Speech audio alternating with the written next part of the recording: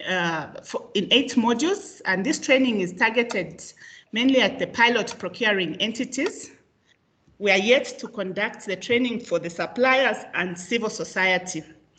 We have developed social media platforms, and we have identified change agents, and these have been trained.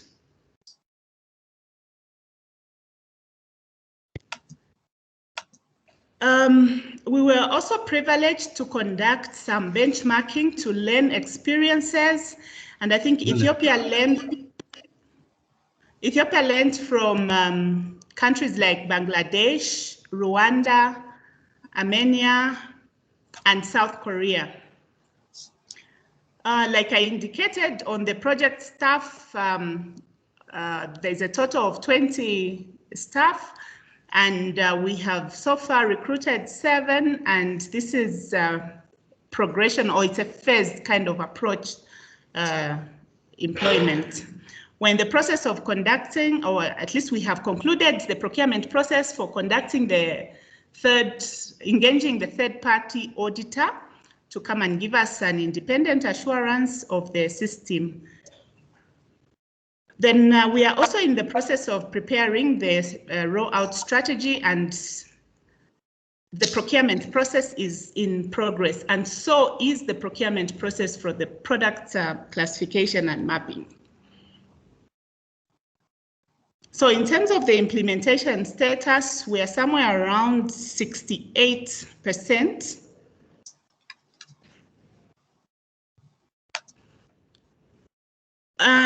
Challenges, what have been our challenges? Of course, the biggest challenge that we have experienced is the COVID-19, and this almost brought our activities to a near hot. Comment tu disposes d'un GMT? Il est quelle heure? May I continue? Someone is speaking. Yeah, please continue. There is someone with the mic open, but please continue. Please mute your mics. Only the presenter should have her mic on. Please. C'est toi qui représentes le chargé. All right, so I was saying that the COVID almost brought our activities to a halt, but I think we came out with some lessons there.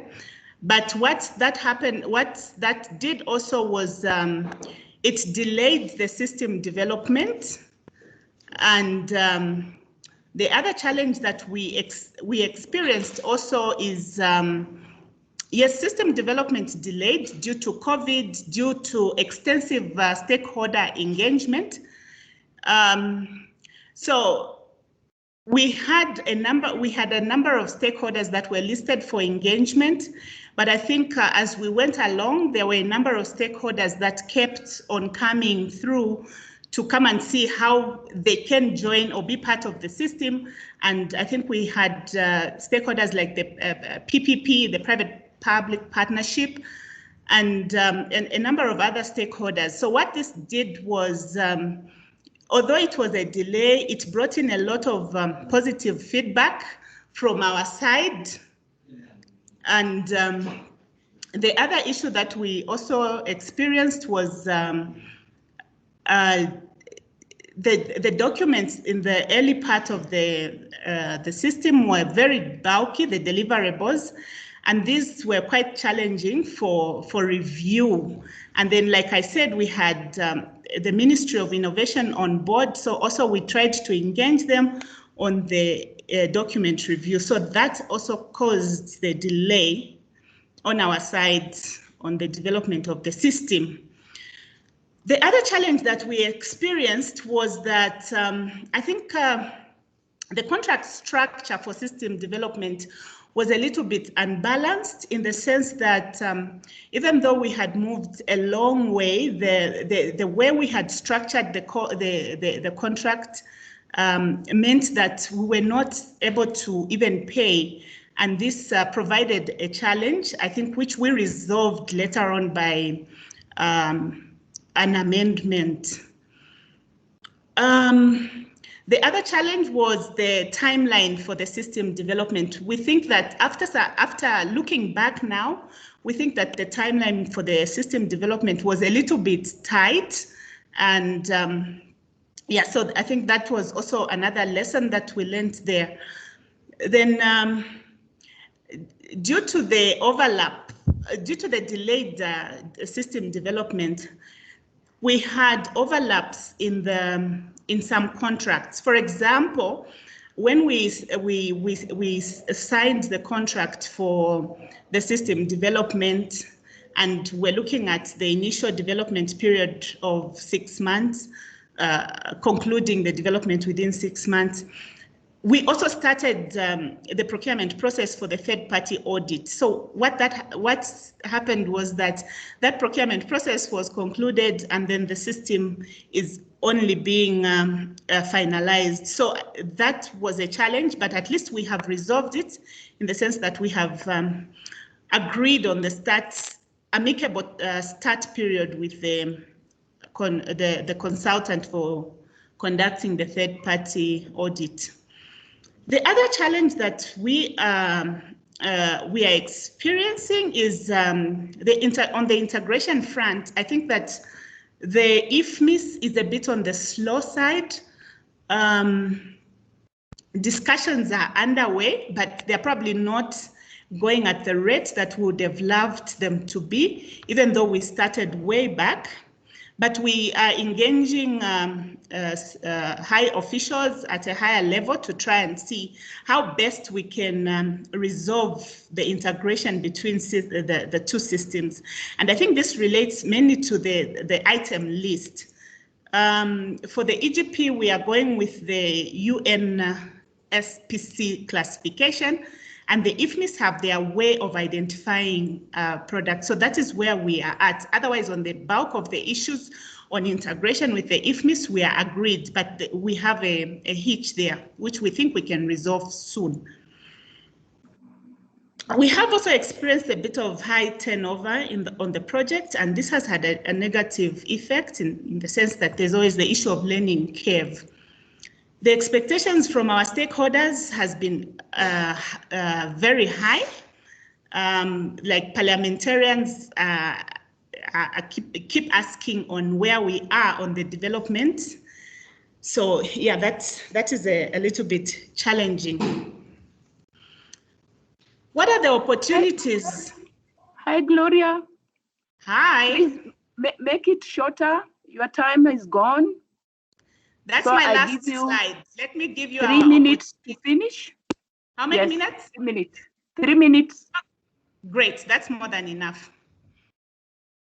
So what opportunities are we seeing? I think we have a chance. The government is implementing broader e-government reforms, and procurement we see an opportunity because procurement has a place at the table on the e-government discussions, and I think we are really proud of that.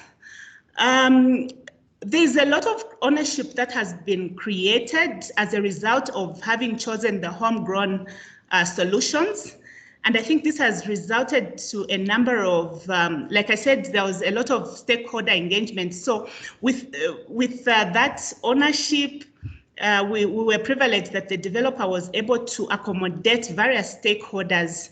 And I think that is the advantage you get with a homegrown solution. Collaboration has been great with various institutions, and on collaboration, we are looking at the federal public procurement working with other ministries like the Ministry of Finance, Ministry of Innovation, from the word go to develop or to review the specifications for the data centers, to try and implement the data centers. So we think that there's been a lot of collaboration with various government institutions. Then there's been a lot of optimization of resources. Our data centers are shared. EGP is going to be hosted at the Ministry of Finance data center, and the secondary at Ministry of Innovation. So that is an opportunity for optimizing scarce resources. It's been a chance for stakeholder engagements. We have engaged with a number of stakeholders, Coast, Ethiopia, Transparency International, the Auditor General and all those. So yes, empowerment of our various stakeholders with procurement information. Because of the design of the EGP, we think that our stakeholders will be empowered. The civil society will be able to monitor procurements. The Attorney General will be able to access the EGP. The FPPA has been struggling with collecting information on key performance indicators. This is part of the system. So we see it as an empowerment opportunity.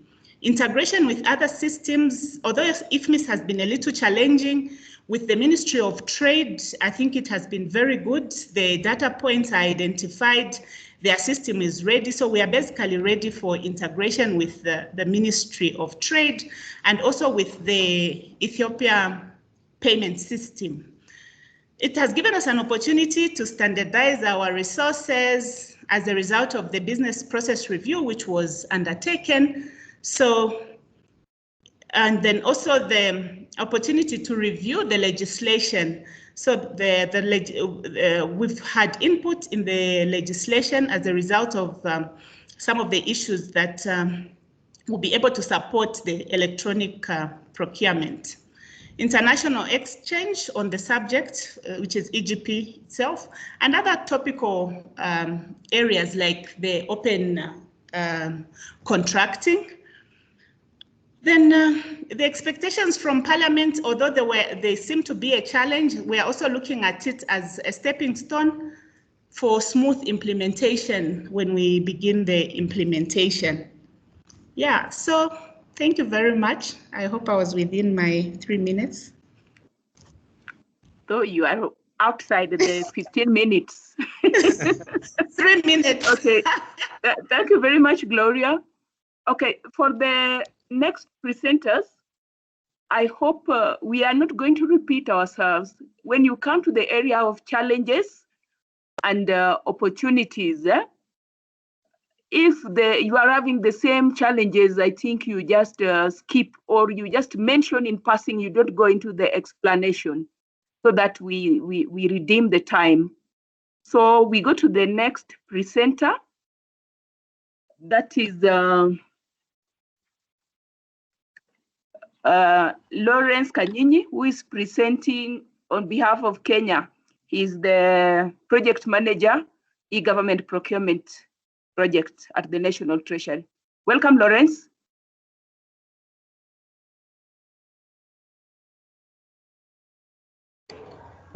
Thank you very much, Director General, PPRA. And as is mentioned, my name is Lawrence Kanyinyi, and I'm the project manager for EGP. So I don't know whether we are seeing my presentation. Yes, we can see it. Yes, we are seeing it. Okay, yes. Thank you very much. I'm happy to be here. At least I had a very good learning cases, and I was even worried about the previous presenter, whether he is seeing my presentation, because I was thinking that it's almost word for word. But all in general, that was a good presentation, and I really appreciate the case study. So I'm going to present the status of the electronic government procurement in Kenya. And my presentation outline will be, I'll check on the background. I'll look also at the legal framework. I'll look at the EGP system implementation strategy, and also the successes factors that we're thinking that we can rely on. And then the opportunities and also the challenges.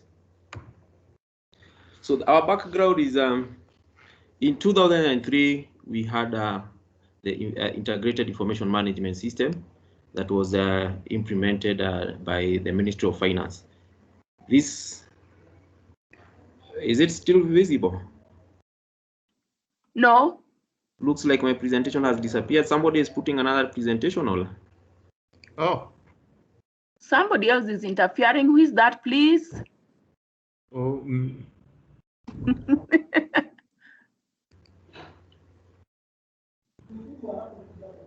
I'm sorry, maybe that's me. I'll try to undo whatever I did. That's Abdul. Are we back? Yes, we are back. Thank you. Okay. So, and the IFMI system was basically an accounting system, and looked at and was implemented in the modules of GL and also payment, and also chart of account, and this included only for the accounting officers and maybe the finance officers. But in 2005, we had our act, that was the Public Procurement and Disposal Act, was enacted. And in 2011, we had re-engineering of IFMI system, and we had what we call now IFMI re-engineering strategy. This strategy increased the component on the PFM, that is Public Finance Management. It included the budgeting, it included part of the procurement, it also included accounting, finance. So all those modules now were integrated, and we had what we call now our first procure to pay system. So from this, we have been having experiences from 2011 on the online, or what we call now the online or e-procurement payments. And then in 2015, we had we repealed the 2015 Act, and we had now our 2015 Act, and we repealed the 2005 Act. So the Act touches more on e-procurement, and it brings the need for ICT in procurement. So we are going to see some of the areas within the Act that covers elements in e-procurement. And in 2020, the regulations were gazetted. That is the regulation for the 2015 Act. And the same year, we also now approved an EGP system implementation strategy. So I'm also going to talk about the strategy.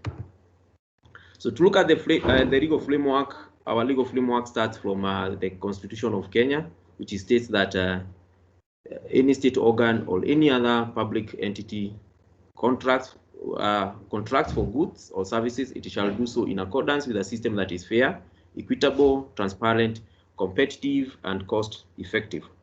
So after now the promulgation of our constitution, there was a requirement that we have a new Procurement Act, which we call now the PPADA, that is Public Procurement and Asset Disposal Act of 2015.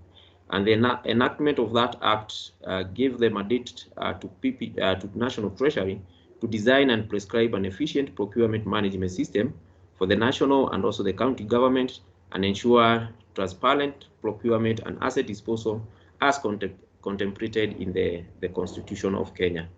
It also provides in section 65 that and states that the ICT may be used in procurement and asset disposal proceedings as may be prescribed by the regulation.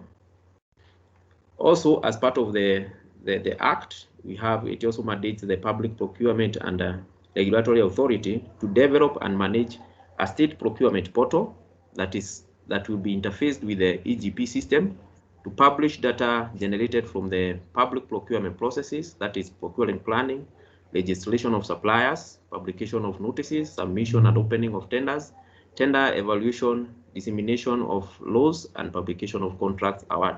So you can see that we already have now the backing of the Act, where we're having any information pertaining to the general procurement principles, it's required by law to be published through the state portal. And then in the regulation, now it gives more details into provide now the general procurement of general principles of the procurement, that is all to be undertaken by e-procurement. So we are talking about it mentioned about the opening of tenders, it mentioned about the opening of the tenders, the tender evaluation, tender advertisement, that all can be done through the e-procurement. So we're looking at that we have a very good legal backing, and that is what now assisted us. We draft an EGP implementation strategy. So to have a look at the implementation strategy, it has been a process. We started with e-procurement readiness assessment that we undertook, and it was We were assisted by World Bank. I'm happy to acknowledge that Lajesh is here. I saw him and he really assisted us, and we appreciate his assistance on the development on the e-readiness assessment and also the strategy itself. So the strategy was approved by the Cabinet Secretary in September 2020, and then after this, the approval, we went ahead and looked at the whole of the procurement process, redesigned all the processes, and now came up with a document that have all the processes from edge to edge on our procurement processes. And then after that, we generated what we call now the system requirement. So the strategy is has a 4-year implementation roadmap. It also contains the functional requirements on a high level, that's not in detail. So we had to develop now the system requirements that are more now detailed towards the implementation of the EGP. It also have the system architecture, the proposed architecture, and also it creates organization, a unit that is going out to manage the project. Then within the project, the organization structure, we have a steering committee. We also have a technical working group that are composed from different stakeholders. And at this time, I would like to mention that we have really worked with our stakeholders, and engaging them has been very fruitful, as it was mentioned by the previous presenter. And we keep on engaging them to every step that we are taking on EGP. So the strategy also provides an overview or a high-level functional requirements, and that is that we need an edge-to-edge standalone system, which will include now starting from registration, planning, initiation, bid management, bid opening, evaluation, e-auction, framework agreements, e-catalogs, system design, that is standard bid document designs, and then workflow, also something to do with performance management, and then the rule engine. So all that now, it will interface with the existing systems, which we have the IFMIS, that is the financial management system. Then we also have the iTax for revenue and compliance check. We also have registrars for farms. We have payment gateways, then Attorney General, because there is an act, there is a requirement that Attorney General must be checking on some of the contracts that are above 2 billion, that is Kenyan money, and then the parastatals or other state corporation systems. So this is an overview of the functions that the proposed EGP system should have. We also have proposed system users, and these system users will include now the administrators of the system, that is the National Treasury, and also the procuring entity system administrators. Then we also have the various department users that will include the opening committee, the evaluation committee, other key users like the regulatory authority, and also an appeal mechanism or review board. We also have the IFMIS system itself, because it has to be integrated. The EGP doesn't cover the IFMIS system. Business registration, other procuring agencies, then the public and also the audit will be users of the system. We are also looking at where we can have also the development partners getting the procurement undertaken through the EGP system. So as I mentioned, we are still at the very early stage. We are looking at we have finished the system requirement. We are now ensuring that we have the right budget, and also consulting internally on how we can use the existing infrastructure that has already been established by the IFMIS department. And so we are at that stage of tendering, getting the requirement ready so that we can float for bid. And our rollout plan looks like we need to do piloting. And the piloting, I believe this one is going to change after we do the advert. We look at the timeline that the system will be implemented, and we can have a change of this. But our proposal was by the financial year 2021, we have a pilot starting from the 10 entities, comprising of the high spending ministries or state department, or and also commission, and also selected county government. And then in 2022, 2023, we can do further piloting. But if we had a system that is, we can roll out on a phased approach, where we are looking at having from maybe planning to contract management. We can first roll out that. And that brings me to the next slide, which we are talking about now, phased implementation approach.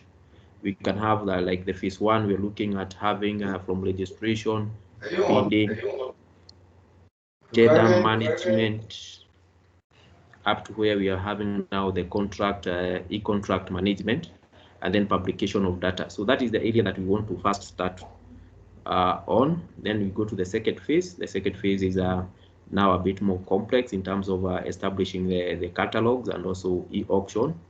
Then appraisal of bidders, and also contractors, and there's also rating of procuring entities. And the third phase, now we're looking at having e-reverse auction being implemented. So key success factors that we are considering is that we're looking that we must be having a good government leadership and management of the implementation strategy. The second is public entities and suppliers awareness. I think this was also mentioned by the previous presenter. So creating awareness, and then training, and also change management is an area that we really want to put our effort on to make sure that the suppliers and the officers are trained.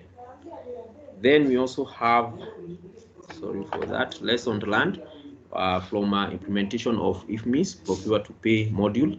As I mentioned, IFMIS Procure to Pay module has been here for almost now more than 5 years, and they have done procurement specifically for open tenders and also the RFQs. So they have a lot of information pertaining to the implementation, and also they have databases that we can use.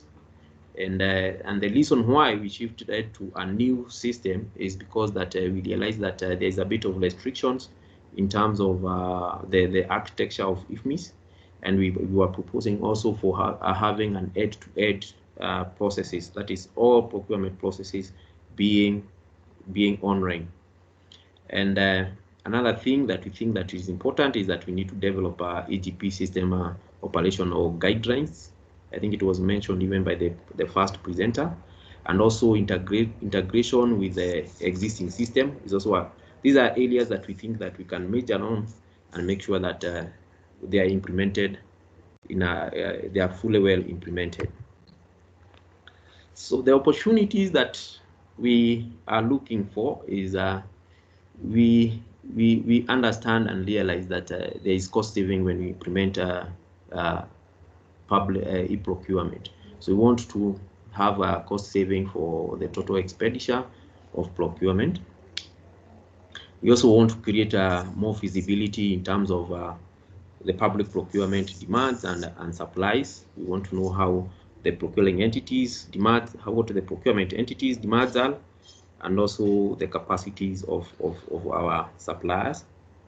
We also want to take advantage of modern technologies like big data and also AI to get more insights into some of the social activities that are ongoing within the country, and also identify corrupt practices through the patterns of the data that we have. Then our plan is also to establish a fair and a very competitive marketplace specifically for public procurement. And we are also reusing or collocating our infrastructure with the existing government data centers. So this will include the infrastructure, the database, and also the capacity building structure, because even the IFMIS have also done a lot of capacity building. So they have also well-established structures on that front. So we want to make sure that we use those existing infrastructure. So our major challenge is it's also our major advantage is now having a bigger crowd to engage, to validate all the documents and make sure you're involving them at every stage of the implementation. So we have to undertake that one. And other foreseen challenges include power and technology outage, especially in the remote areas. We are looking also at the budget, and we are seeing that those are high cost. There is high cost of implementation and also for maintenance of such systems. And we also overseeing challenges when it comes now to integration with the existing system. So Santeni Sana, that is my presentation. I hope I've within time. So thank you very much. Yeah. Thank you, Lawrence. At least you are within your time. Thank you very much for keeping time. We go to the next presenter. That is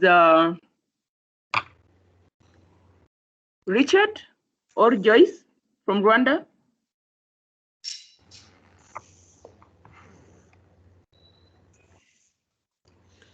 Hi, good afternoon or good morning.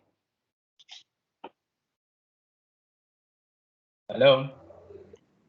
Hello, good afternoon. Yeah, hi. Hi, can you hear me? Yes, please Okay. proceed. Okay, and you can see my screen, yeah? Yes.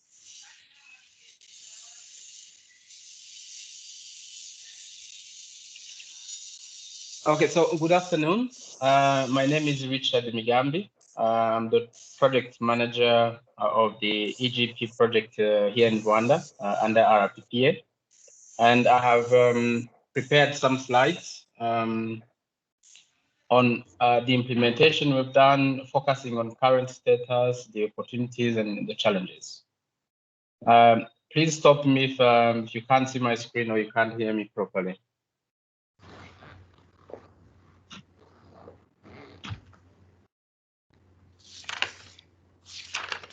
So my presentation contains 5 key content items. I'll introduce the system, the objectives. Then I discuss what the system is composed of. I'll discuss the current status, how far we are. I'll discuss the challenges and the impact, but also the lessons learned and what we have, we are planning in the future, or the opportunities. So when the government of Rwanda started the EGP project, we wanted to build a system that can streamline and standardize public procurement in Rwanda. We also wanted to save time and money, both for the government, but also the bidders community. And we wanted to increase transparency. EGP, I think, is well known for increasing transparency, increasing security of bids and other documents. Moreover, we wanted to reduce fraudulent practices, fraud/corruptions or loopholes, availing information to everyone and everywhere, increasing accuracy in reporting and statistics, easing monitoring and audit activities. So all in all, these were the objectives. But also, I think as we will see, as we progress, we can generate more benefits from the EGP. So our system is composed of these key modules. We have a portal. A portal is generally public. Everyone can see the latest published tenders. We have an area where we manage, basically this is the administration area. This is where anyone can register, can log in using their digital certificates. We have a module that we call e-bidding. This is from the procurement planning to the award of tenders. We have the e-contract, and this is where bidders and public procuring entities can exchange contracts and sign them as well as manage them. We have an e-catalog module based on UN SPSC standards. We have a hub of external linkages, externally linked systems. We have a disposal, or some people might call it forward auctions. We have an e-shopping mall, and then we have an auditing platform subsystem, we call it. In terms of the systems we have linked, we have linked to around 24 systems. Maybe if I start with IFMIS, that's the major key system that's linked to us. We exchange budget information. We give them any contract that is signed. We link to the Revenue Authority for tax purposes and any other fees that needs to be paid other than what's paid at the bank. We are linked with the Social Security to get how employers are paying their Social Security contribution for their employees. We are linked with the Business Registrar. We are linked with the National ID. And we're also linked with around 11 banks, commercial banks, and 8 insurance companies. While we might not call it a linkage, we have also integrated the public key infrastructure, or PKI, and this allows us to issue digital certificates to any user. It helps us to encrypt bids. It helps us to handle authentication when users are logging in the system, and finally bidders and public entities can sign using the same digital certificates. Actually, the PKI is the responsibility of another entity called RISA, and it's basically the government CIO. So they're in charge of information systems in Rwanda. In terms of progress, or how far we have come, we initiated the project in 2015. And after 13 months, we were done with the development. We spent 4 months on the business reengineering. In July 2016, we were ready for a pilot phase with 8 public entities for 1 year, 1 financial year. After that, we rolled out to another 133 public entities. This was considered to be the major, basically the general rollout. Then progressively we kept adding the year after we added extra budgetary entities. These are entities that government entities, but really that do business. So the regulator, for example, utility regulators, the Social Security Board, for example, and so forth. Currently, we are we got approvals from both the World Bank and the AFDB to include their funded projects, and the implementation is ongoing now. Most post-review projects are now on the system, and we are working towards, we're improving the system towards accommodating the prior reviews as well. In 2019, in July, we also went below what we call the budget agencies, went to the district hospitals. So from now on, the system is being used by 204 public entities. These range from all ministries to the district and their district hospitals. So local and the central government are all using the EGP. We have around, as of today, we have 11,000, just over 11,000 bidders registered in the system. We have 1,864 civil servants using the system from the 204 public entities. So far, from 2016, we have signed around 16,500 contracts. We have awarded those contracts through the system. All the total tenders published just shy of 20,000, and the total bids processed in the system are around 80,000 in bids. Currently, the system has been fully rolled out, and it's being maintained. We are currently in the maintenance and operation phase, but also enhancement. So in terms of maintenance and operation, it's fully funded by the government of Rwanda, but it's important to recognize that the World Bank funded the initial project via its P4R program. But currently, the operations are being handled by the government of Rwanda. We have an internal team of 15 people who are looking after the system operation, the support, and system enhancement.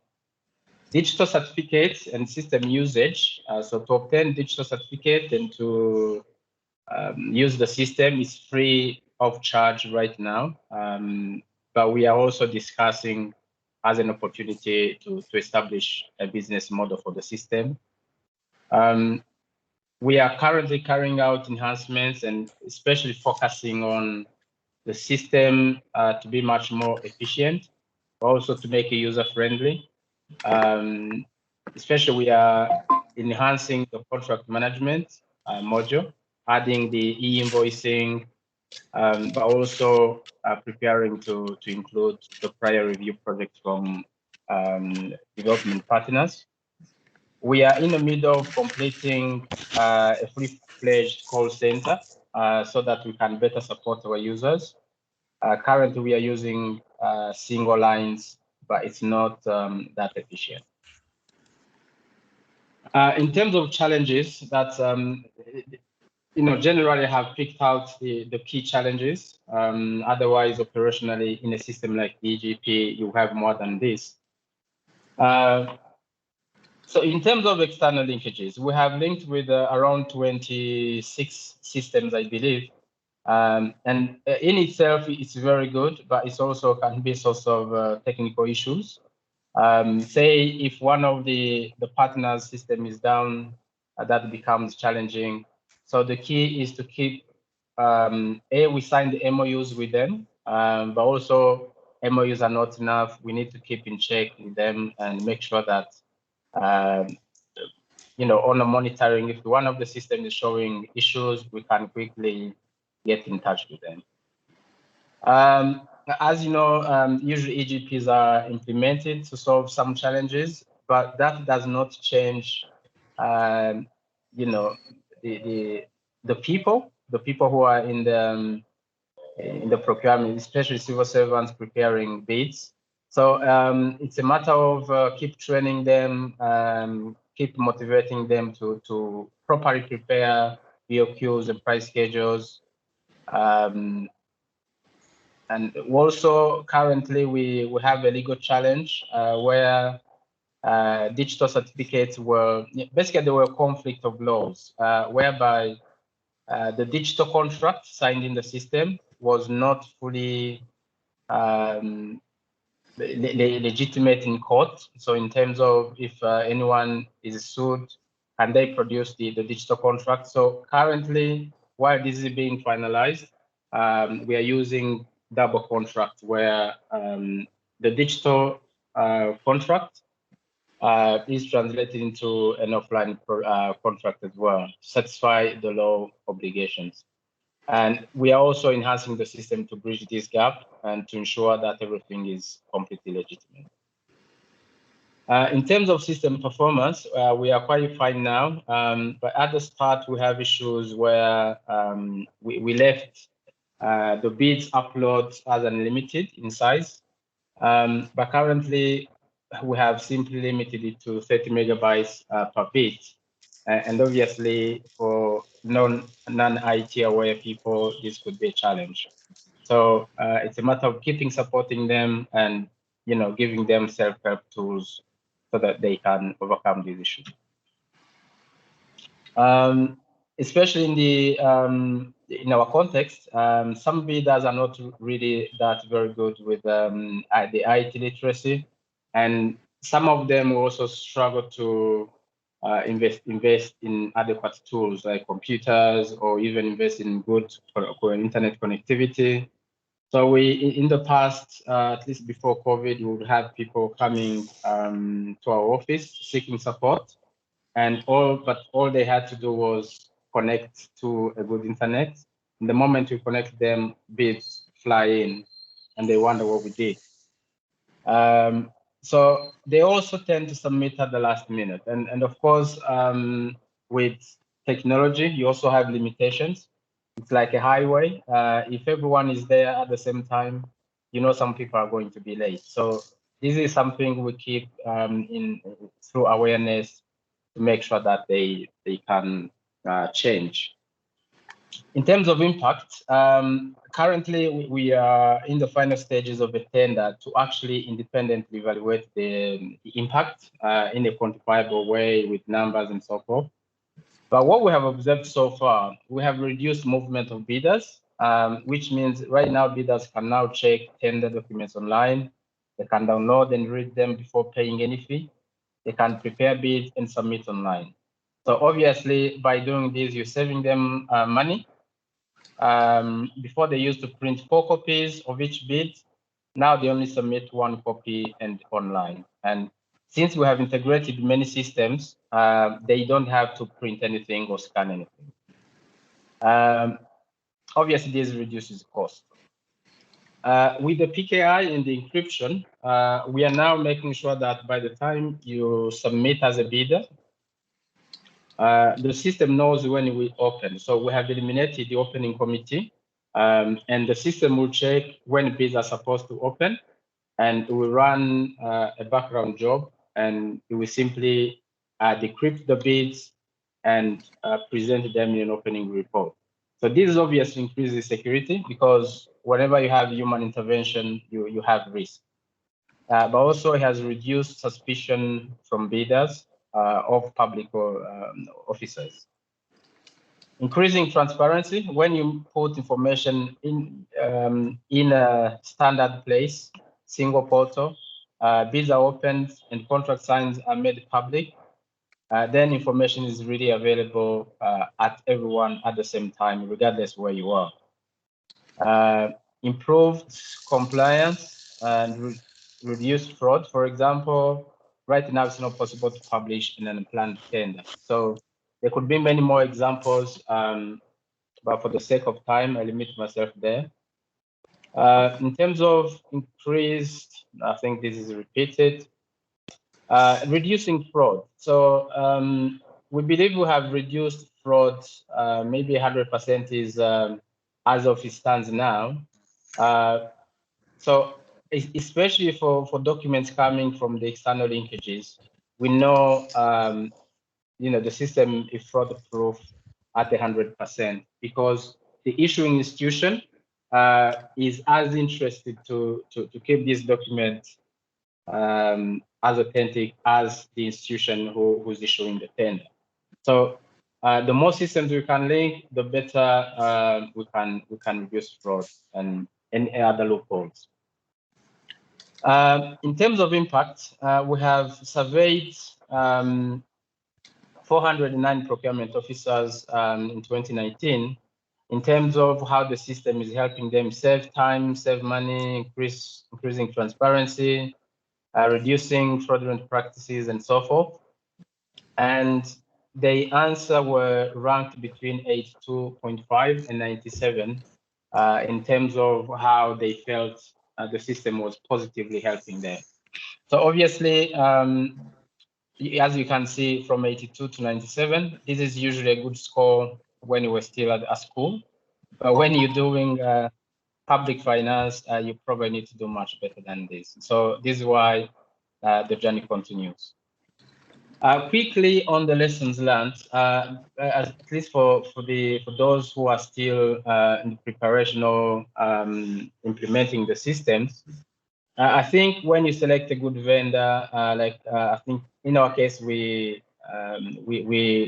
worked via a joint venture, which made the contract management was much easier. So the vendor was selected, and in the development, the contract was much more friendlier because of that joint venture effect. But also vendors will not usually give you anything you do not ask. So if you don't know it or don't ask for it, implementers or system vendors will simply go ahead. They want to finish the project and go away, go to the next one. In terms of handover, it's better to get involved as a project team. We definitely tried this, and it helped.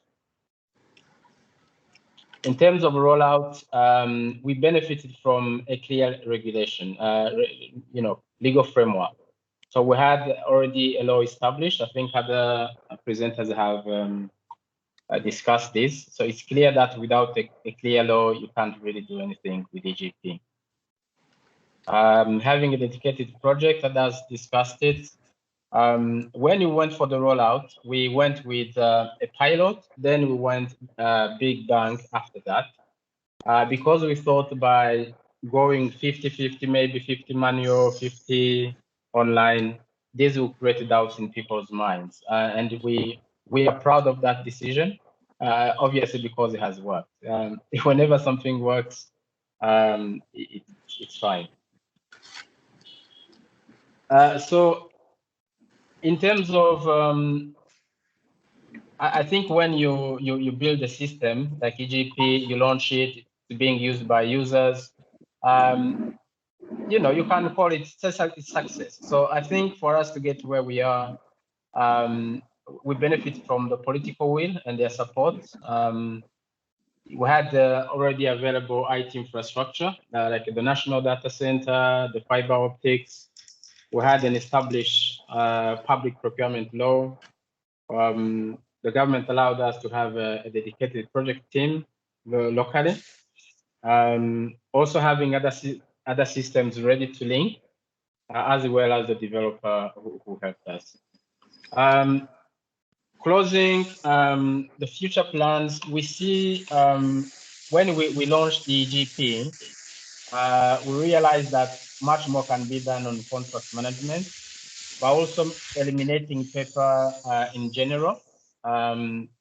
This is why we are now adding e-invoicing and making sure that there's zero paper in the system, at least in the public procurement process.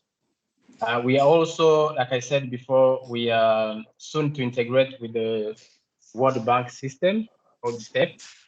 We are planning to do data analytics and running insights from the system, ready for decision making, much more advanced. We're looking at the data warehouse, archiving. Someone has mentioned AI. I think AI can actually be very good in terms of fraud detection, fraud prevention, or even corruption based on the indicators you said. We obviously work on establishing links to other systems, but also having a business model, which will help us to make the system sustainable. Thank you very much for your attention. This is what I have prepared. Thank you. Well, thank you very much, Mr. Migambi. Thank you. At least you have exceeded time, but not so much.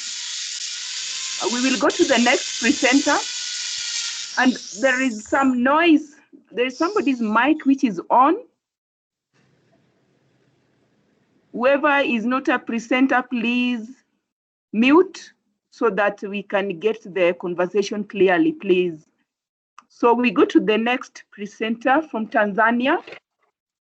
And I repeat, please don't repeat yourself in the area of challenges, opportunities.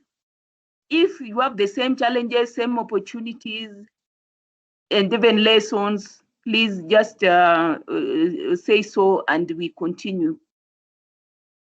So we call the presenter from Tanzania. That is Mr. Kapongo Lawrence, or his representative. Welcome.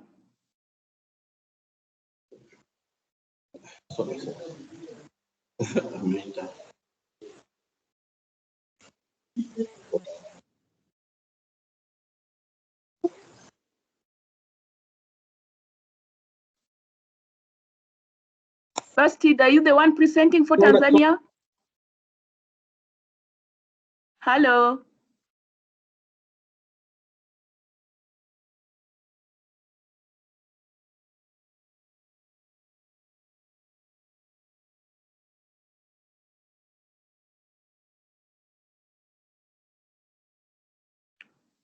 Bernard, who is presenting for Tanzania? Hello? Hello? I'm the Hello. one who is presenting. Hello? I'm Yes, the one please. presenting. I'm preparing for the presentation here. I wanted to Okay, share please the share. screen for the presentation. Yes. Yes, welcome. Okay. Nimekuja. Umeiona? Eh. Hii screen yangu ya simu. Na application. Ngoja. Hapo umeona? Ya application. Unaiona? Okay. Umeona iko full, eh? Ngoja ni hapo iko safi. Okay. Hello, good afternoon again. Do you hear me? Hello? Hello. Hello. Do you hear We me? can hear you.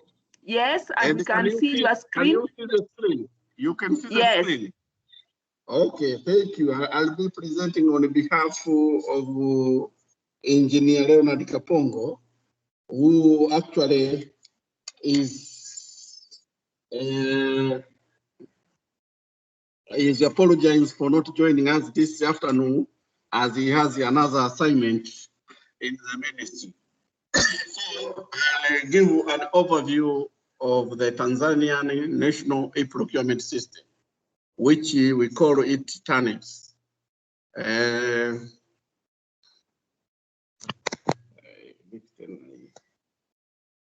My presentation has been divided into 4 main parts. Introduction, I'll highlight on the issue of TANEPS, access, benefits, operations, and then I'll highlight on the issue of challenges which we have faced, and I'll highlight on the conclusion and way forward in the rolling out the system.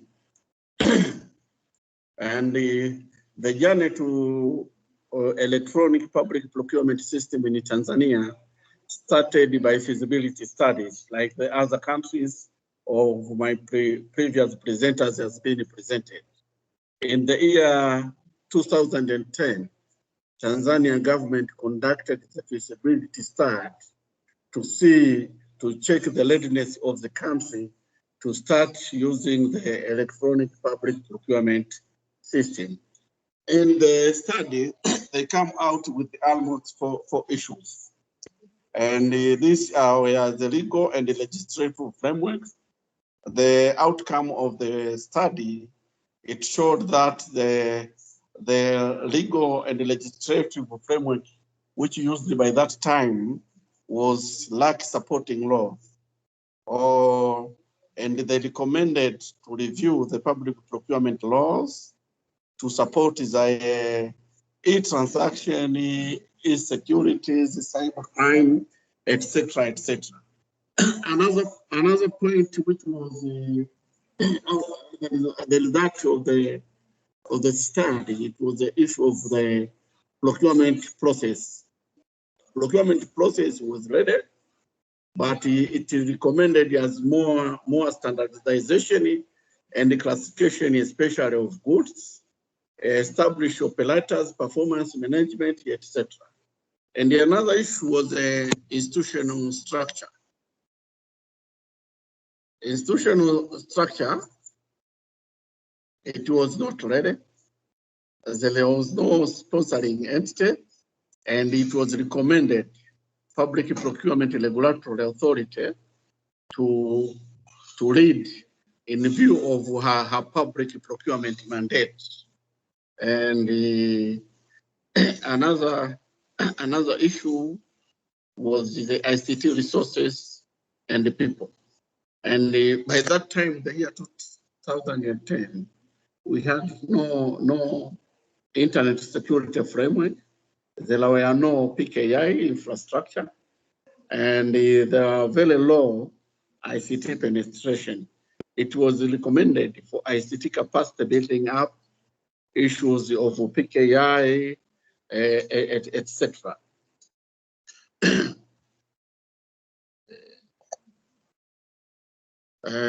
So in the year 2009-2015,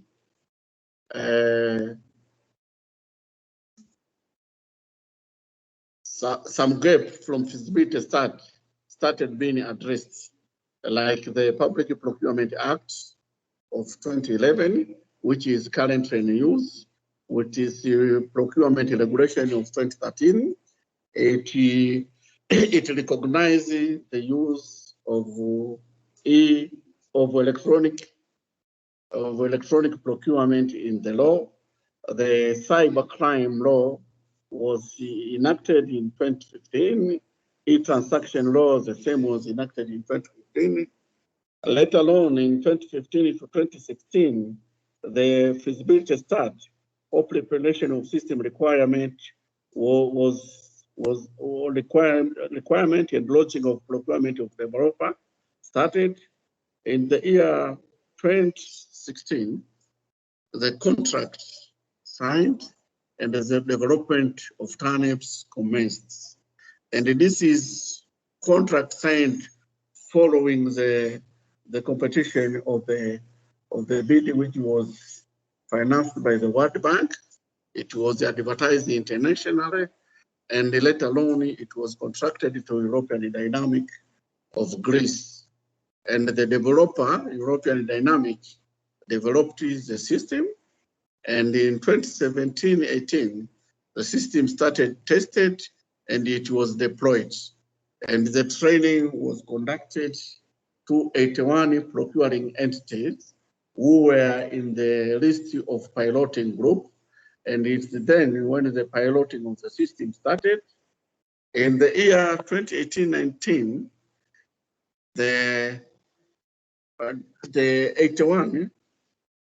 81 procuring entity commenced using the TINEP system for procurement of common use items as a pilot. And that's how was the way going to e-procurement. And later on, in the followed year of financial year 2019-20, we started a full-fledged or full implementation of the system. I will highlight in my upcoming slides. And the law, Section 9 of the Public Procurement Act, it provided the mandate to PPRI to determine and develop, introduce and maintain updated related system to support public procurement by means of information communication, including the e-procurement. Also, the regulation, public procurement regulation, it provides the procedures of conduct e-procurement regulation, and actually this we were put in our medium-term strategic plan, which started in the year 2015 to 2020, which we had the target that the system developed and implemented by 75% of all procuring entity by June 2020. As of now, or as of June 2020, actually we were able to implement the system to more than 75 of procuring entity. I'll provide the statistic in the coming slides. And by definition, I think we all know what is the electronic public procurement system. But in Tanzania, we decided, or the government decided, to call our electronic public procurement system as TANEPS. And the TANEPS stands for the word Tanzania National E-Procurement System. Of course, it's a web-based collaborative system developed in accordance with the requirement of public procurement law to facilitate public procurement process in Tanzania. Also, TANEPS supports the process of procuring goods, works, consultants, non-consultants, and disposal of assets. TANEPS offer a very secure, interactive, dynamic environment for carrying out a procurement of all categories, complexity, and all values of procurement. And this screening, it provided the first year of full implementation, which was 2019-20. By June 30, the system has already collected the general procurement notes, which consisted of 38,200 tenders, with the value of Tanzanian shillings 30.18 trillion. And the statistics of TANEPS implementation as of today, number of procuring entities already connected to the system and they are using the system is 551. This is out of 575. The number of registered suppliers who are in the TANEPS system is 17,326. The number of tender already processed in TANEPS system is 35,881. And the number of tender awarded using TANEPS system are 8,019. And this number of procuring entities 551 is equivalent to 95.99 of all procuring entities in the country.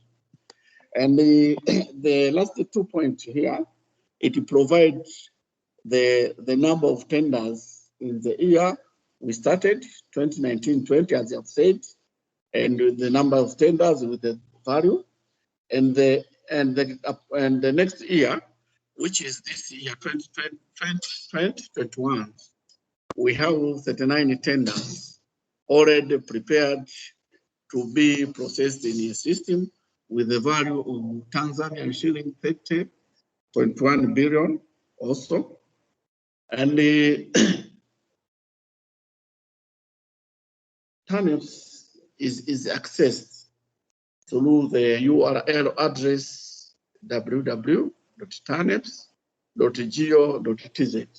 This is a single sign-on for all suppliers, procuring entities, and all stakeholders. To access this, you just go to that URL address, and you will see the interface of the system. And actually, a lot of benefit has been achieved since that year we started piloting, and then we started the operation of the system. This system has enhanced competition and has enabled easy access of information, reduced the participation costs, and the convenient tender submission, leading to more participants participated in the tendering process now, compared to the previous time when the system was not in use. Actually, the system has enhanced the transparent data and information maintained in the system and readily made available to relevant stakeholders when required. As the system has enhanced fairness, system execute procedure as designed without any discrimination. For example, in many competition for procurement of common use items and services, the system invites supplier random in the real sense of the word as required by procurement regulations. So by doing so, it has enabled at least every supplier to be being invited in a certain kind of set of procurement. The system has mitigated the issues or practices of corruptions, has reduced the face-to-face contact between procuring entities and tenderers. All transactions in the system have audited trade. Actually, another advantage, as my previous presenters said, is the system has reduced the costs. Now there is no cost of traveling from the office to go to the procuring entity to submit the bids. No cost of printing the document or photocopying. And this system, no paper-based communication. The system is a paperless communication. All communication are done electronically. And the TANEPS has been integrated with other big systems in Tanzania. First, it has been integrated with the government electronic payment gateway, and this integration has been completed. This gateway is enabling suppliers to pay for the participation, to pay for the registration fees and the participation fee using the control number. Another integration which has been done is for short messages gateway, which is under a government agency, and this is to send the short message during the operation of the system. Another integration which has done is to revenue authority. To all suppliers, they should have the tax identification number in order to be registered in the system. So this system is doing the due diligence to the revenue authority TINI database in order to enable the supplier to be registered in the system. The system has been integrated with the different banks for online payment using Visa and MasterCard.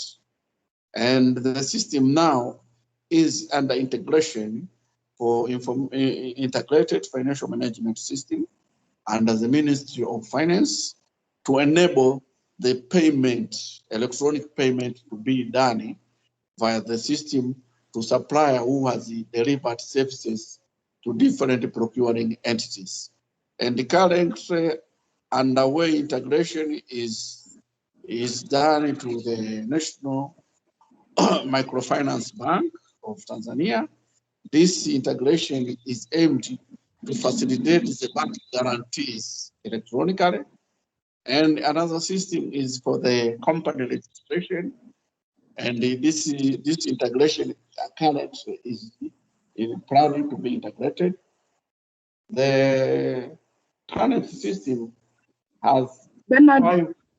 Yes. Bernard, you Yes. have 4 minutes to finish. Okay. I'll jump some. Speed up. Okay, I'll jump some of the slide. The TANEP system has 5 key modules. The registration system has got 2 parts. One part is for supplier, which is the self-registration. If you have already opened the browser for TANEPS, you can see how you can register yourself if you are a supplier. And the second is the registration of procuring entity, which is done by PPRI, the regulator. And another module, big module, is the e-tendering process. E-tendering process is already fully operational, and it was the first mode to be rolled out and fully implemented. Another module which I've already developed in the system, but its rollout will start in the coming financial year, is e-catalog for procurement of medicine and medical items, as well as for procurement of common use items and services. And the contract management actually already in place, and it has been rolled out since the second phase of this year. And another module is e-auction, will be rolled out later. So let me jump now to other slides. This is actually in a brief how it look like the e-tendering steps in the TANEPS system. Actually, the Tanzanian procurement system, it started with annual procurement plan, as you can see, and then that plan is submitted to PPRA, to regulator, for review, and later on, it allows the procuring entity to create tenders and the advertisement and the process, all the process until the contract closure. And this is a followed explanation of e-tendering process. And here are the users in the system. Of course, we have guests. If you access now, if you are not registered, you will access as a guest. We have supplier admin users, but we also have procuring entity users. And this is the basic requirement of the system. These are IT issues to access this system and use it effectively. Actually, we have provided to have the latest web browser, and our system is used Java technology. So anybody using this system has to have the Java running environment software. And this is the number actually I've already provided in the status following the registration. We have the help desk, which is working 24/7. And we have two sites where users from supplier side and procuring entity can come and achieve the short training and have their problem resolved out. But we have only the hotline telephone number for 24 hours. I have shown there. We have the email for our help desk, which is connected to our help desk system. And the challenge, some of the challenges, like they've mentioned my colleague, and we have reluctance to change, especially this has been observed from the side of procuring entity users. So long this system is a paradigm shift from manual to electronics, it was a very big challenge for others to change it quickly. There are some issues of security we are still addressing, especially the use of and the protective of the personal access rights like the password and usernames.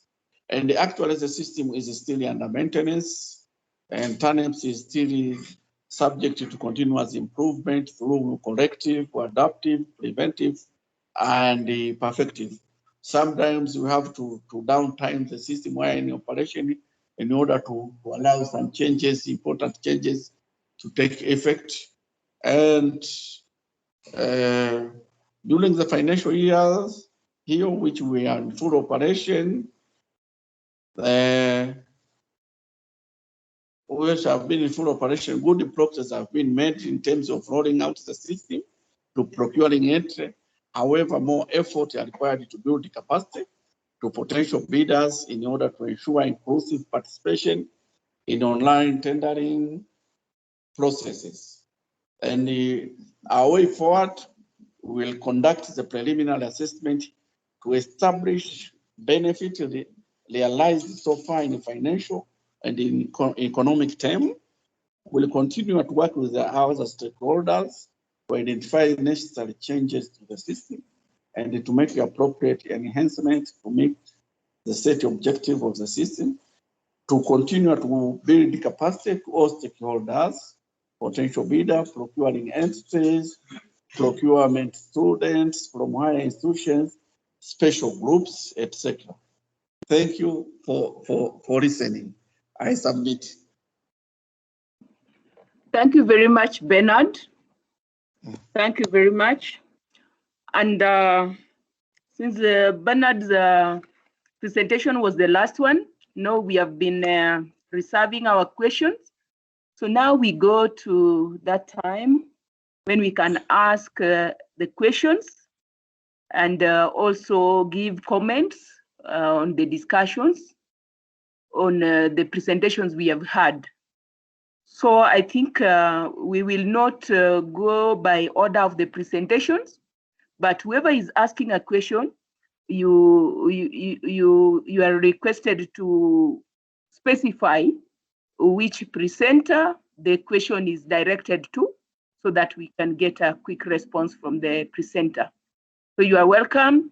You can also write your questions in the chat if that is possible, or simply raise your hand and we'll see your hand and give you the opportunity to ask a question. So whoever is ready to go.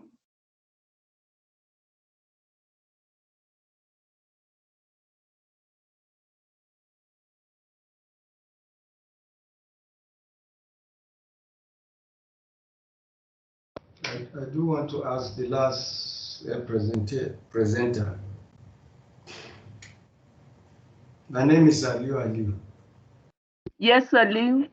I want to know, with the last presenter who seems to be talking very technical, I want to know what experience you have with integration, because we are just starting in Nigeria, and we believe that the contract, our project is about 3 major things: reconfiguration of the software, training, and integration. So far in our negotiations with European Dynamics, we have been having issues around integration, and it took a while before we agreed to some ways of going forward. So I would like to know, in integrating with others, because I saw some organizations you are integrating with, payments and IPMIS and what have you.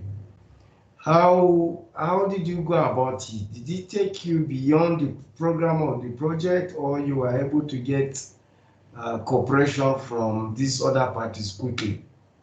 Thank you. Thank you, Aliu. That one is directed to the last presenter, that is from Tanzania.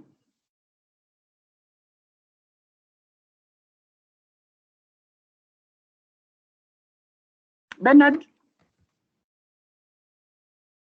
Okay, thank you. Let me respond to the question from Nigeria.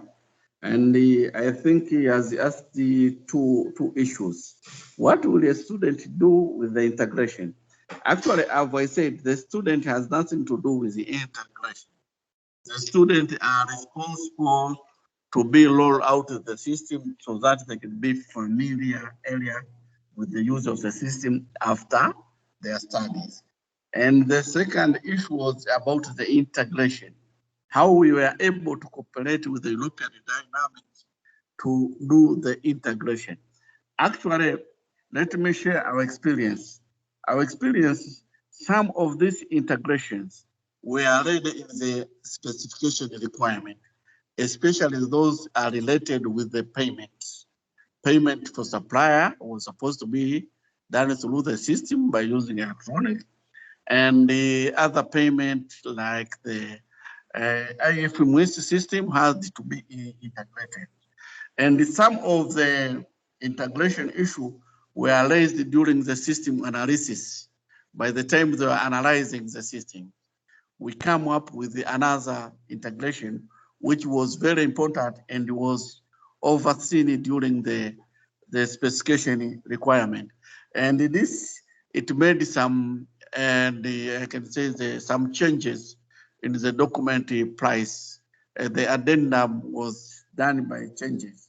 So that's how we managed. This is actually from the original contract of the system implementation by the contractor. Thank you. Thank you, Bernard. We have another hand, that is Yvonne from World Bank. Please shoot your question. Thank you, Pauline. Thank you to all the presenters for their wonderful presentations. They are very, I don't know if you can hear me. Hello? We can hear you, Yvonne. I can hear you. I can hear you. They were very informative. I have questions for all the presenters. I'll start with the gentleman from Bangladesh on the issue of the development of the e-procurement guidelines in he mentioned that they they were developed in 2011. So I was wondering whether they did the guidelines after the system had been developed or prior to the system development. And the other question to the gentleman was if they undertook a baseline survey of the indicators, because towards the end of his presentation, he had very good indicators of how the system has enabled e-procurement to improve the public procurement system in Bangladesh. Then the next question is to the lady from Ethiopia, from the Ethiopian Public Procurement Regulatory Authority. It was just wondering about the legal framework, whether the development of the system has any legal backing. I think that either I didn't get that in the presentation. Then the other question was how long has the system development taken? And what is your projection? How long will the pilot to the entities that have been identified, how long will it take? And is it within your implementation plan? And also, sorry, I have one more question to the Bangladesh team. Was the system developed through, was it a commercial off-the-shelf system, or was it in-house development? Sorry to go back. And the next question would be to the Rwandan gentleman, Mr. Richard Migambi. I think his presentation was very good, informative, and all the indicators of how the EGP system has improved public procurement in in Rwanda. I wanted to find out if they had done any change and communication, undertaken any change and communication exercise with the different stakeholders, that is the procuring entities, the suppliers, and all those who are involved in the public procurement arena. I think those are my questions. Thank you.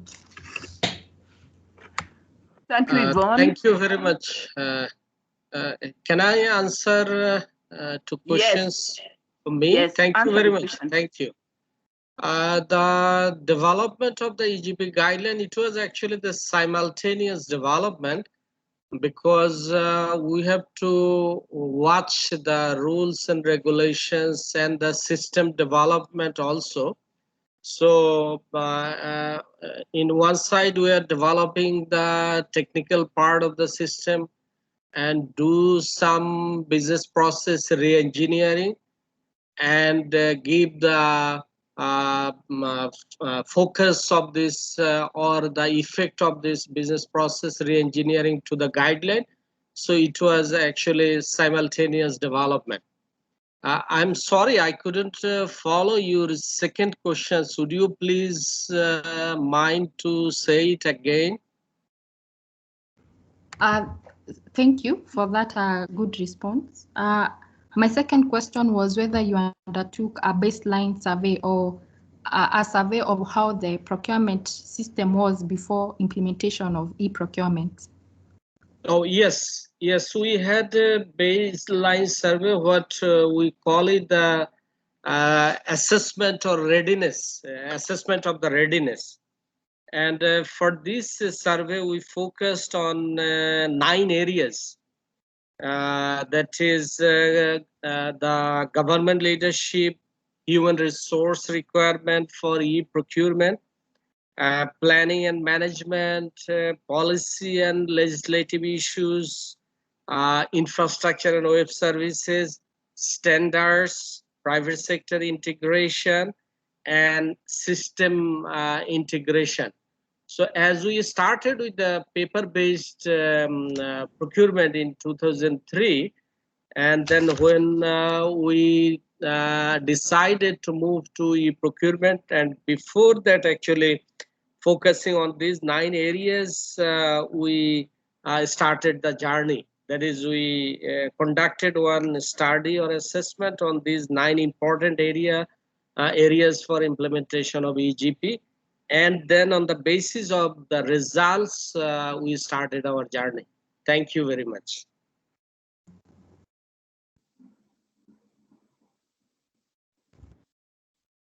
Ethiopia, please give a response to the questions you are asked.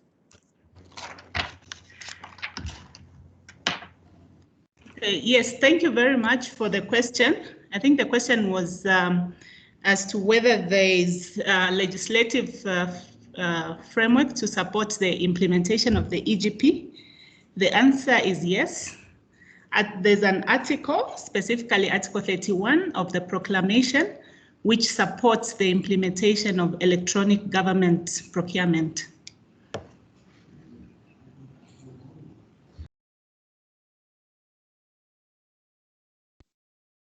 Mr. Migambi from Rwanda. Yes, good afternoon again. I think the question is whether we carried out any communications, any awareness, and so forth. Yes, we did. Basically, at the start, this is at the time of the rollout. We devised a strategy for communication, awareness, change management, and we also devised a strategy for training and support. So in terms of awareness, we conducted awareness with the civil servants. We conducted general public TV, radio adverts for a month. We also carried out press conferences with local media. So radio, TVs, newspapers. We also wrote articles in local media, popular media, online, offline. We conducted bidders forums around the country. So we would organize for each district, for example, at the province level. And then we go and talk to them, back it up. Finally, next, we also engaged professional associations. We worked with the private sector federation, so to engage the bidders community. We produced a lot of videos, tutorials, and flyers, and uploaded them on Umucho on our e-procurement system. We created social media platforms.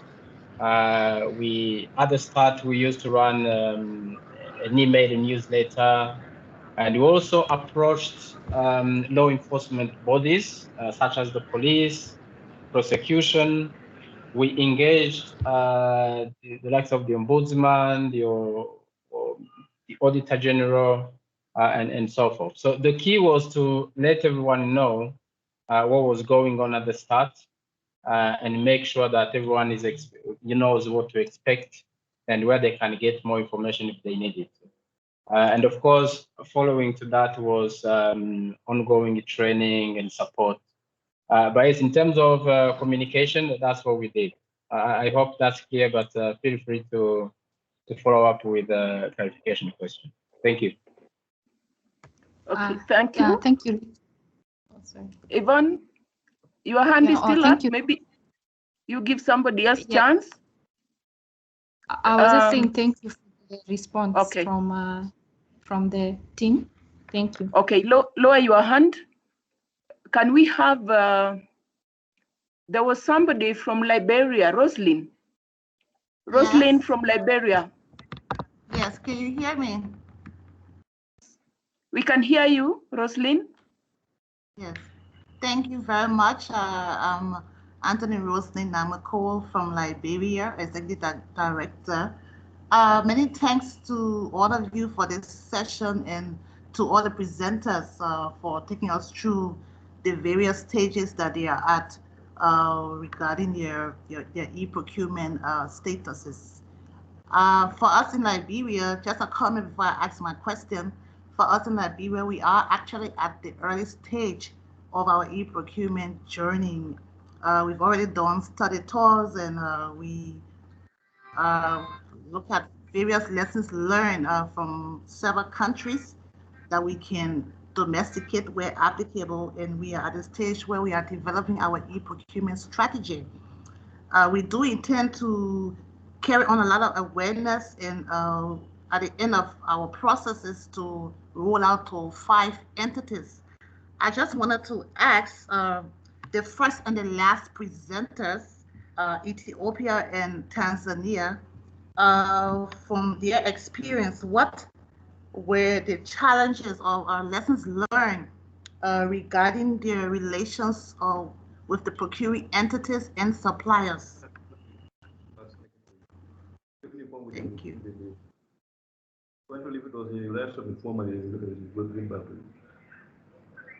If you come here anytime, just come yourself, because I'm practical. I'm looking practical. As you can hear, that I'm currently on a Zoom meeting now. Solum, excuse me, Solum Malang, you are talking. Are you answering the question? Today is already 2 o'clock now. You Hello. just said now.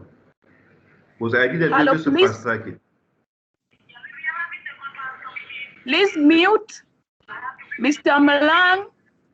Okay, Please okay, mute. okay. Please, if you are not talking, please mute if you are not talking. I hope the presenters had the question. Can you answer? We can let them answer. I think they had. Okay. We can start with Ethiopia, please.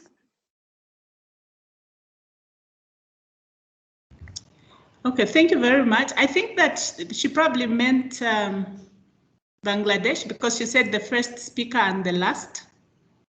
The first and last presentation. Maybe she can clarify. I meant Ethiopia and Tanzania. Okay, okay. There was a lady, yeah, from Ethiopia.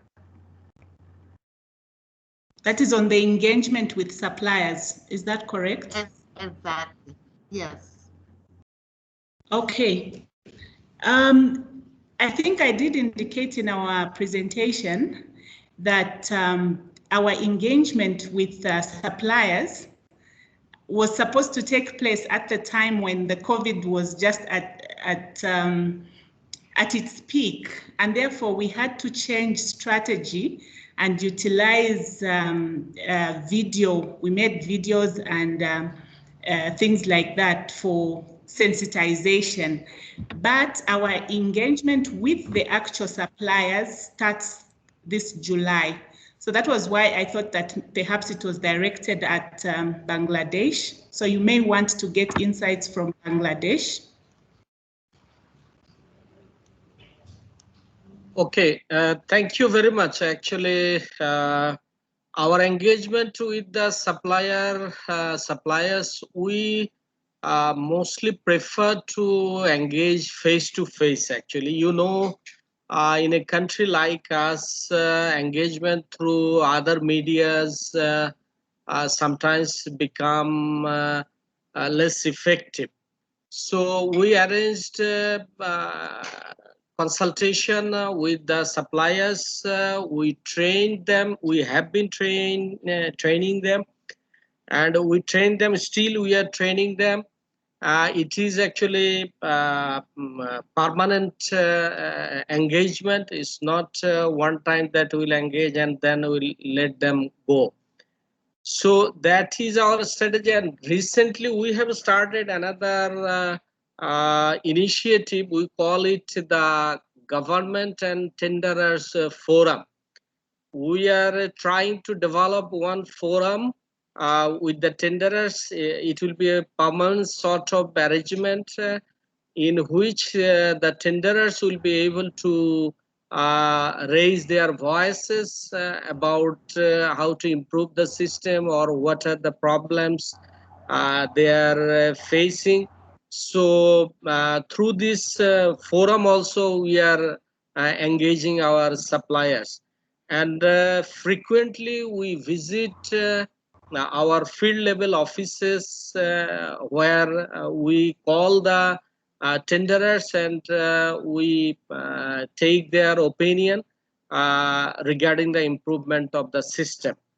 So that's how, and despite this, we have also videos and other mediums of engagement. But what, from my experience, I would say that the best way of engaging people is to talk with them face to face. Thank you very much. Thank you. Tanzania, do you have any speaker, further? Tanzania. Tanzania? Okay, thank you. Actually, our engagement of supplier and procuring entities were more or less similar.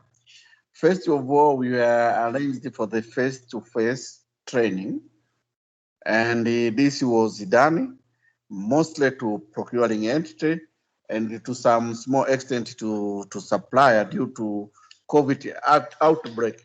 We have to suspend the face-to-face engagement, but we did the distribution of videos through the TANEPS web portal and the distribution of user manual and the e-guides, which used to guide how to use the system. That was most of the issue we did in engaging, especially the suppliers. And still this kind of exercise of engagement to procuring entity and supplier, as I have presented in my presentation, is still a progressive activity.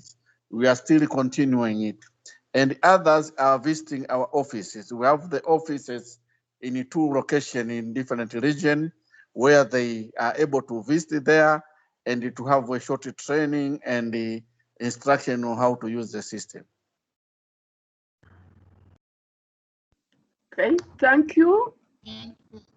We have other questions. Lawrence Kanyinyi from Kenya, you had a question? Can you yes, ask your question? Thank you, Chair.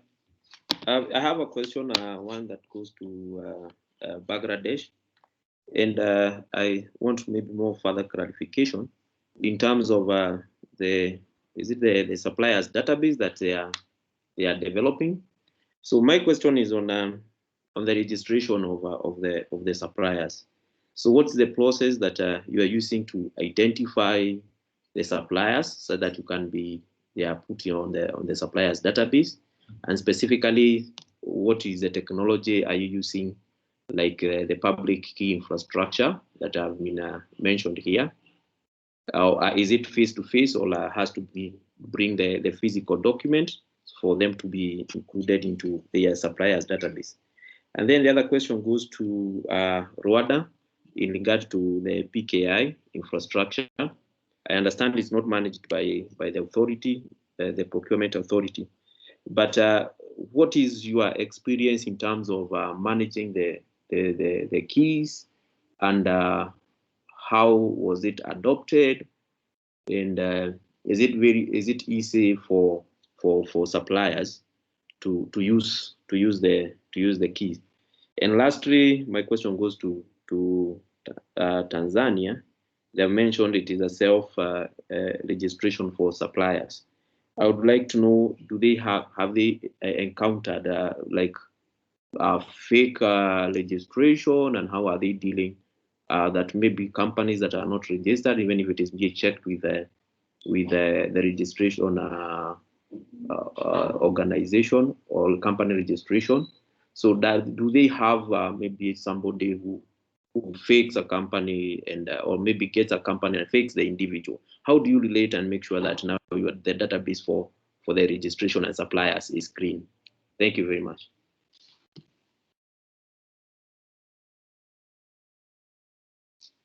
Okay, thank you very much. Regarding the tender database, actually, we have been facing some problem.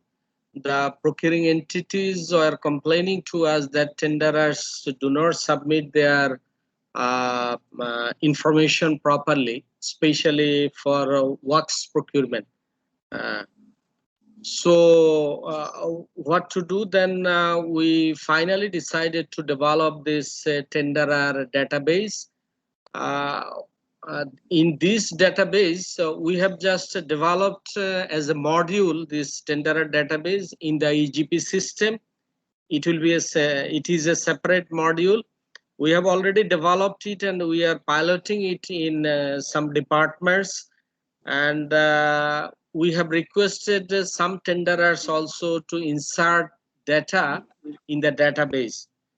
So once we see the good result that this database, and we are trying to see whether it is comfortable for the, especially for the tenderers. Then maybe with the passage of time, at one stage we will say that if the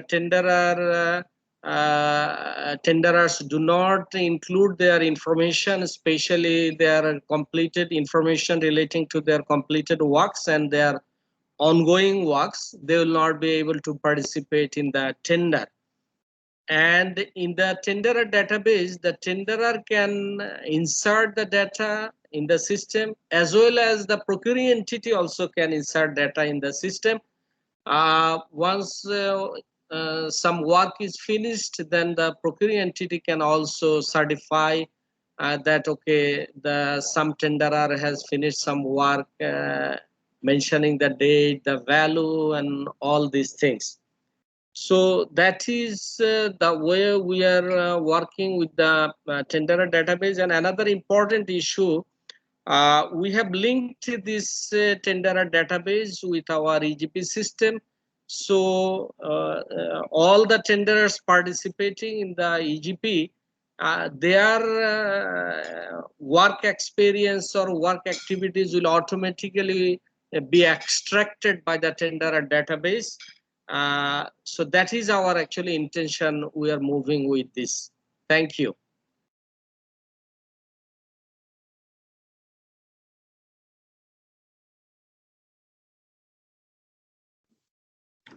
Other presenters to whom questions were asked, can you respond before we move?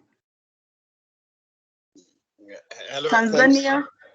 From Tanzania, the question from Kenya regarding the registration of supplier. Have you encountered any fake registration? How do you make sure the registration of supplier is clean? And my response is as follows. As I've told you in my presentation, the registration of supplier, the standard system has been integrated with the Revenue Authority. And the Revenue Authority has connected the database of supplier registration.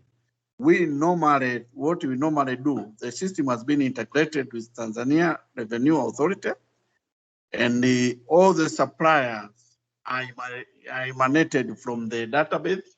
Once they come to the TANF system, they just fill up the additional information, which we are not supplied to the Revenue Authority. And those information are necessary for registration into the TANF system or the EGP system. That's how we do the diligence. But we are not doing any other. The authority which has been mandated to do that is the company registration, which register them, and that company has been integrated with the Revenue Authority, and the TANF system has integrated from the Revenue Authority. So all suppliers are emanated from the Revenue Authority. They are originated, and they have to have the TIN number, TIN tax identification number. That's how we normally do. I think there was a question for Rwanda. Yes, thank you for the question. The question was in regards to PKI, the issue management, how it was established, is it easy? Basically, like I said, the PKI is in charge. I mean, RISA, another institution, is in charge of the PKI and the issuance of digital certificates. However, when we developed the system, we implemented our own key management server. So we have our own server, part of the solution. which means they issue the certificates, and the moment the users are registering their certificates within the system, we can save those the different certificates within the system, and we only occasionally check with the PKI team or the PKI owner to check to make sure that there are no revocated lists. So what they call the CRR, the revocated certificates, or invalid or cancelled or anything like that. So all in all, there is a small integration. We have a link that we check once a day to make sure that the certificate is not on the revocation list. In terms of registration, actually, this is probably one of the challenges. I wouldn't say it's a major challenge because all in all, the registration, once you have the documents, you can send your registration online. The documents are checked. Someone gets back to you within, this is for the PKI. Within 2 hours, they get back to you. But then they have, before you would have to go there for physical identification. But with COVID, we have come up with different ways. It could be a WhatsApp call on video, a Skype call, or something similar to make sure that you're the right person that you are. But also, you also provide your identity, your national ID. You provide a recent picture that has to also be vetted before they can accept you. So once you have the digital certificate, you can now use it to register into the EGP. Now, the major issue happens usually to international bidders because they do, it's not very visible for them to see that these are two different institutions. So if they don't follow the guidelines as stated in our user guides, there are likely to be some miscommunication issues. But we have a support team who's aware, and they constantly have to do it. It's a process we keep re-engineering because the registration is usually the first contact with the EGP system. So we keep re-engineering it to make sure that it's as good as possible. Generally, from the time you register, I mean, you initiate the contact to the time you get in the system, we estimate 24 hours. It can be as short as 2 hours, depending on whether you fulfill the details. I hope that answers your question. Thank you. Thanks so much. Yeah, it does answer. Thank you, Richard. We have, I think, 2 other questions. One from Raymond. Raymond Joseph, can you ask your question? Yeah. Yes, good evening, good morning, colleagues. This is Raymond Bishi, Procurement Specialist based in Dar es Salaam, Tanzania. My question goes to presenter from Bangladesh and the Rwanda. That is a very simple question. Does the system allow bidder to submit multiple currency in their bids?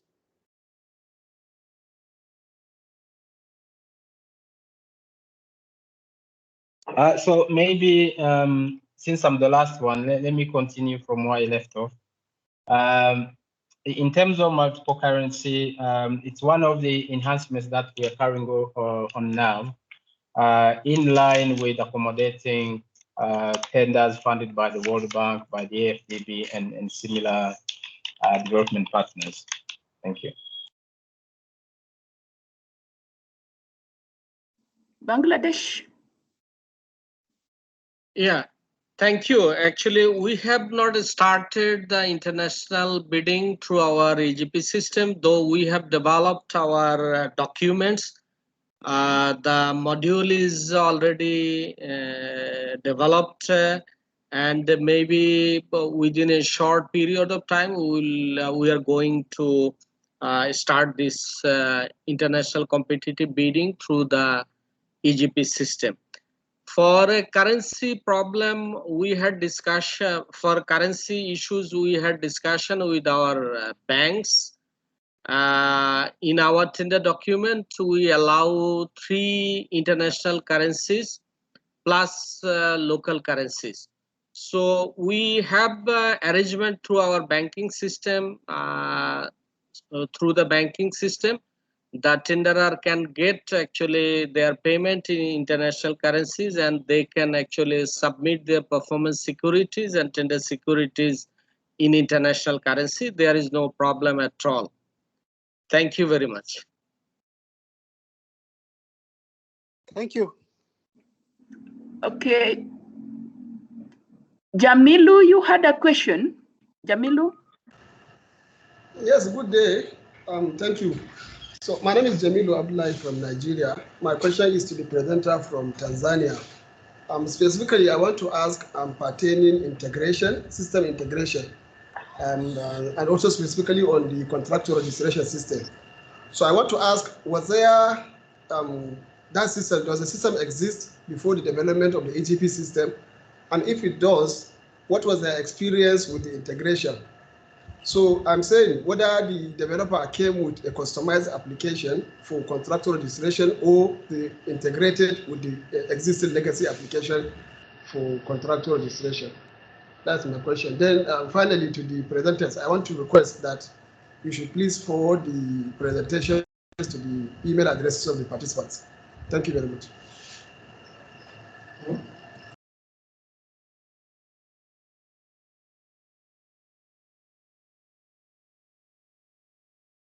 Can we get a response? Okay.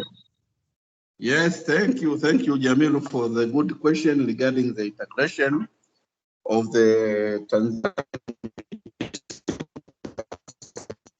some of the systems were there before the existence of the EGP system, and that was taken care in the specification requirements, and the developer did his part to develop what they call the application programming interface from the side of EGP, which later on was integrated with to suit the requirement integration of this part.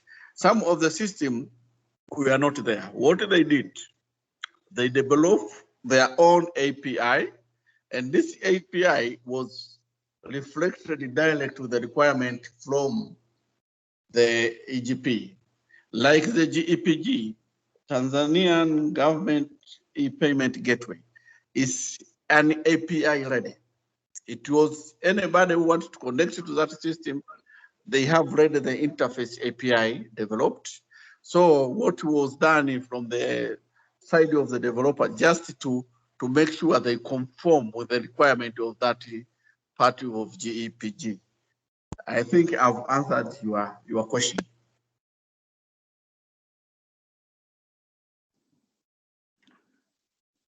We have another question from Leopold.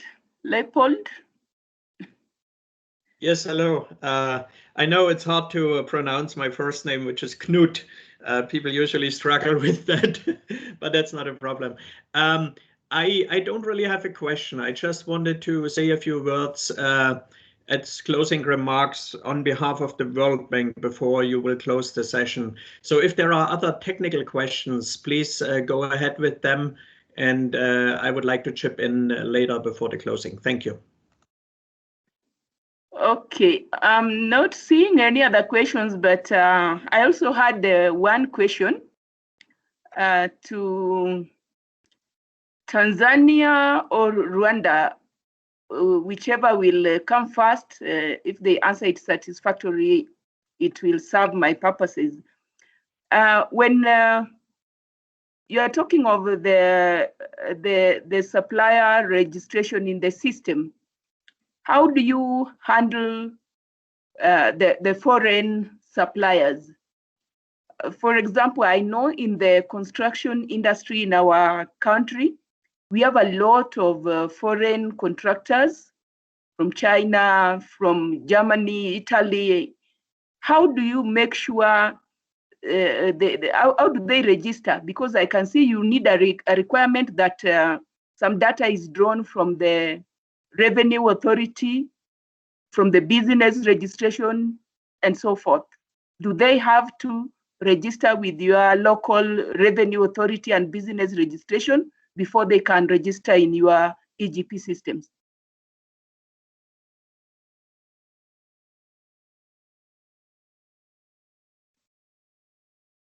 Rwanda? Hi. So I think what I wanted to say on that, it's always a challenge when you're handling internationals that you cannot easily check. So what we have done is normally we skip those local validations. So the validation we apply for the locals, but they will be exempted for the internationals. It's always a chicken and egg. I mean, we need those bidders for much bigger tenders, but also we need to know who the government is doing business with.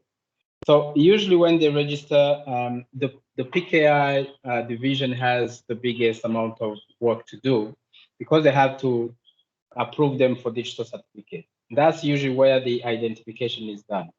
The second part is at the level of, let's say, like you said, works.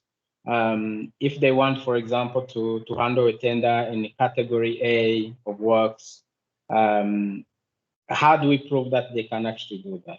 So I think it's still a challenge, and you usually find the internationals get it easier than the locals, but it's usually because those tenders are usually bigger, and if someone can satisfy those requirements, it's an addition. I see DG, our DG is actually there as well. So if DG, you wanted to say, to add anything else, please go ahead.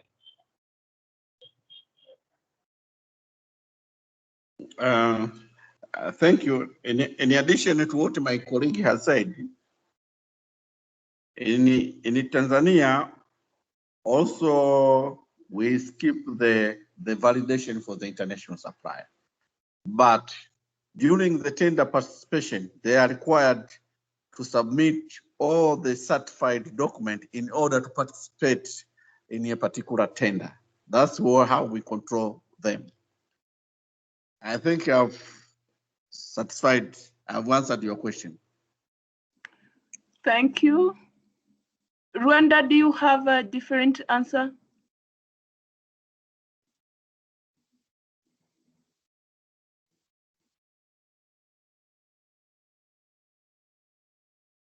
No, we can proceed. I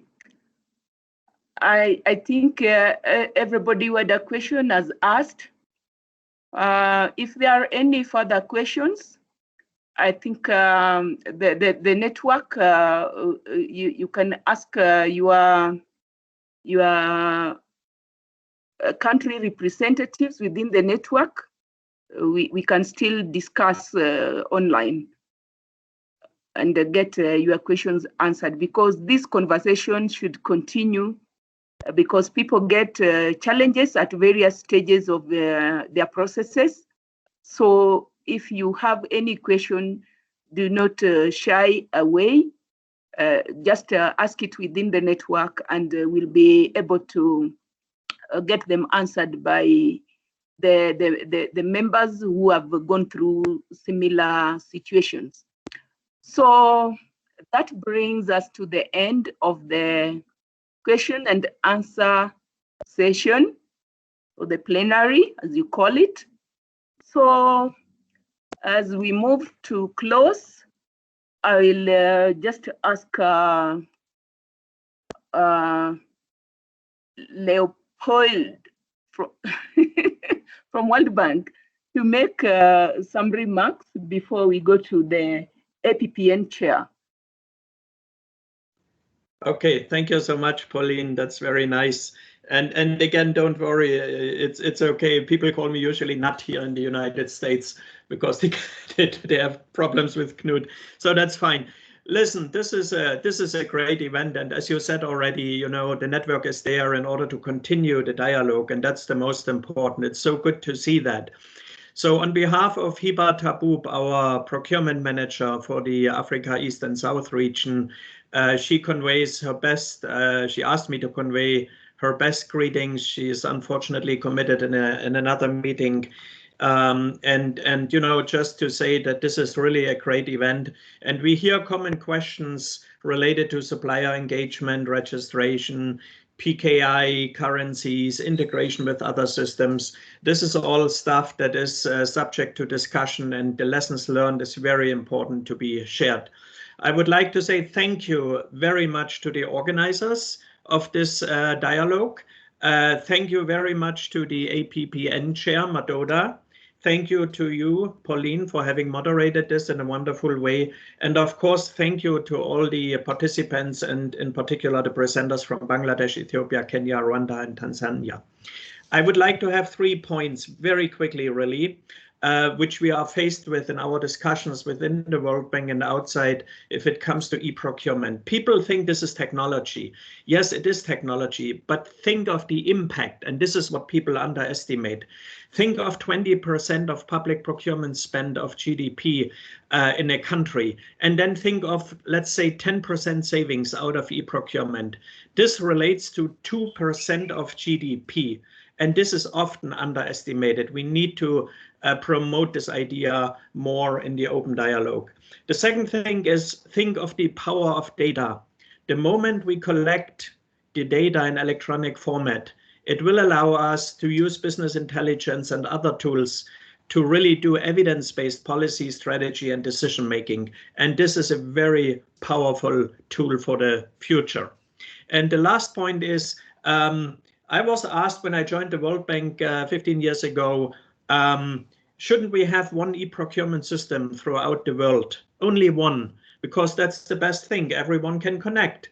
And with all respect for good ideas, it was not really realistic. But what is realistic, I think, is we see countries are moving forward with e-procurement. And I think the next step is also a little bit to think of cross-country engagements, maybe thinking of regional associations in terms of creating joint regional portals where procurement information from different countries of the region can be fed into. And that is an idea that we want to pursue also in our dialogue with all the countries. Thank you so much. This was great, and we will have more great sessions. Thanks, and over to you. Thank you, Leopold. Next, we'll have some closing remarks from our APPN chair, Mr. Madoda from Eswatini. Welcome.